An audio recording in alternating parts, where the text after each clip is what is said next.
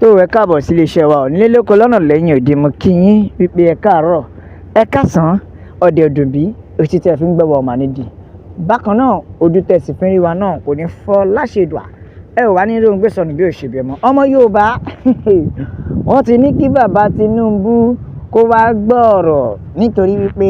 awífúnni káwífúnni kágbọ́ ní ìṣàwọ̀ wọn nílé alára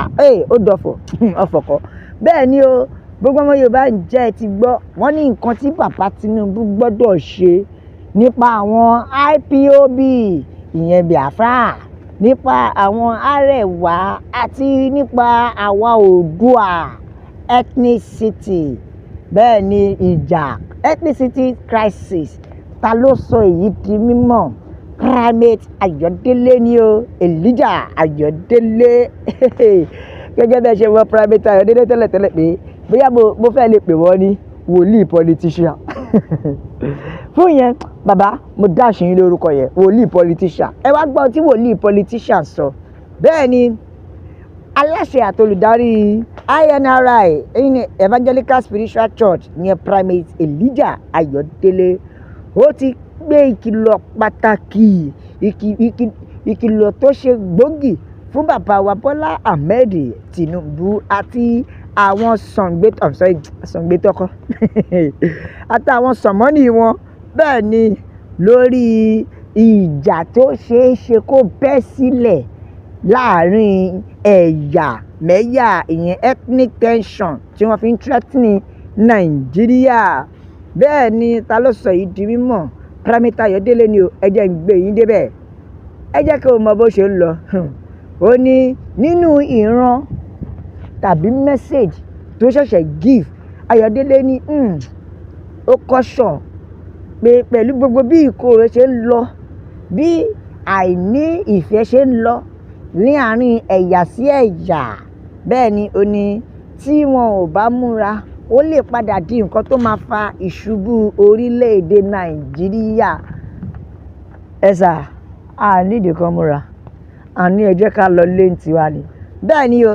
ó ní tí gọ́fúmẹ̀ntì tíjọba bá kọ̀ tí wọn ò bá handle ẹ̀ tí wọn ò bá fi pẹ̀lẹ́kùtù kí wọ́n fi pamúkùrú pẹ̀lẹ́ kí wọ́n fi mú ọ̀rọ̀ náà ó ló ṣeé ṣe o kò jẹ́ pé nǹkan tó máa pín orílẹ̀-èdè nìyẹn o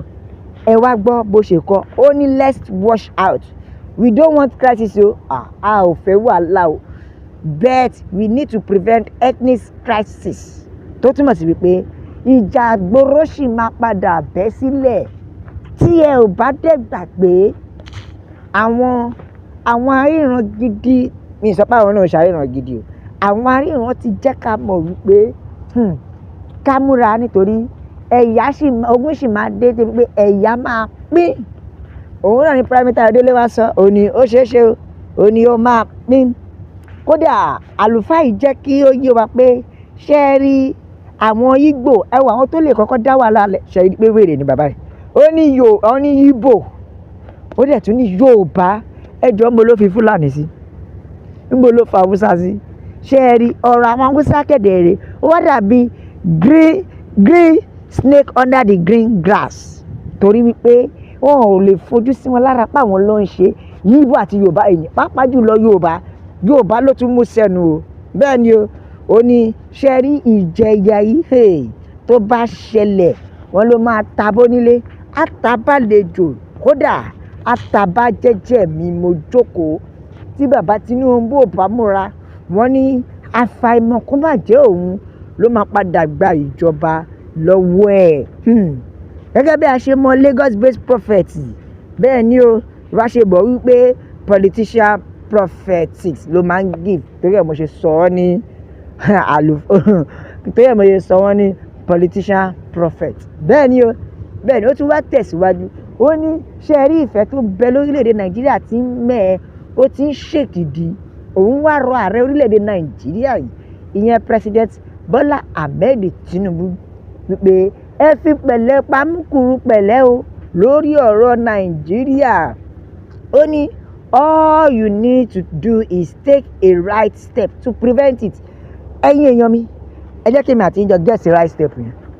gẹ́gẹ́ bí èmi right step ni pé kó rọra fún àwa Yorùbá ní òmìnira wa gáskíá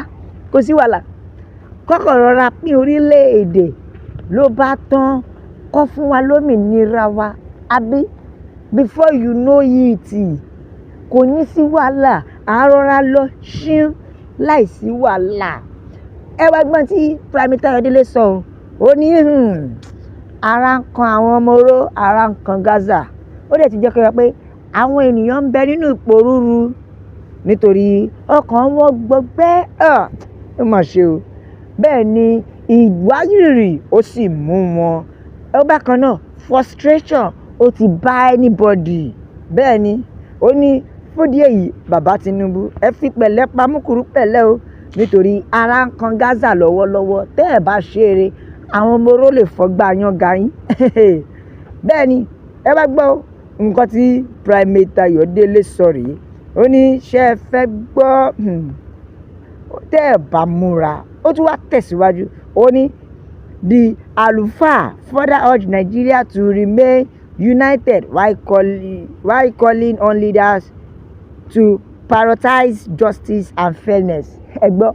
àlùfáà Ayodele ti rọ̀ wá ó ti rọ̀ wá pé ẹ ṣe kí ni ẹ lẹ́ẹ̀bẹ̀ ẹ ṣáà máa kàn nínú ìyà yìí títí táwọn ìjọba yóò fi wá nǹkan ṣe sí i. Ẹ wá gbọ́ we don't want bitterness to turn into violence that is it kó má bàa wá turn into violence làwọn ọmọ Yorùbá ṣe ń pariwo pé give us our freedom let us go kó má bàa di wípé ọmọ wa máa pa ọmọ Yorùbá nípa ìfọnáfọnṣu la ṣe ń bẹ̀bẹ̀ pé ẹ fún wa ní òmìnira wa ẹ jẹ́ kí a lọ ẹ̀yin èèyàn mi ṣé yẹn tún le jù torí ẹ̀ la ṣe ń pariwo pé Yorùbá nation la fẹ́ òmìnira ilẹ̀ Yorùbá òun ló jẹ wá lógún nílé lóko lọ́nà lẹ́yìn odi ọmọ Yorùbá ẹ jẹ́ ká ronú nítorí wípé Yorùbá gbọ́dọ̀ gbòmìnira Yorùbá gbọ́dọ̀ dádúró kíákíá nítorí pé èyí tá a ṣẹ́rú ti tó bẹ́ẹ̀ ni ọmọ Yorùbá èyí tá a ṣẹ́rú ti tó ẹ jẹ́ apá àtẹ̀jíṣẹ́ àwọn ènìyàn bẹ́ẹ̀ nìkan jẹ́ kó Yorùbá ó ní àlùfáà yìí pẹ̀lú àwọn ọ̀rọ̀ ẹ̀ ó ṣe jẹ́ pé àwọn olóṣèlú lòun máa ń ríran sí kò ríran sí bí Nàìjíríà ṣe máa lọ ara ìran Nàìjíríà náà lórí yẹn ó ti ní ká lọ ganúlẹ̀ ká lọ mú mi sùúrù mu ẹwọ ẹ̀yà mi bàbá mi a ó máa bẹ ọ bí ẹni bẹ ṣu àtẹ́lẹsẹ̀ yóò máa bẹnu o gbogbo ẹni tó wá láò ní dé ńkọ́ ohun aláò ní dé bá God bless Yorùbá nation Ọlọ́run á bùkún orílẹ̀-èdè mi la fi ń kéyìn wípé a ó máa bẹ ọ bí ẹni bẹ ṣu ẹ like ẹ share ẹ subscribe ẹ tẹ̀ sójú ẹ o ẹ jẹ́ yàrá èèyàn pé Yorùbá nation ni la fi ń kéyìn ó dàbọ̀.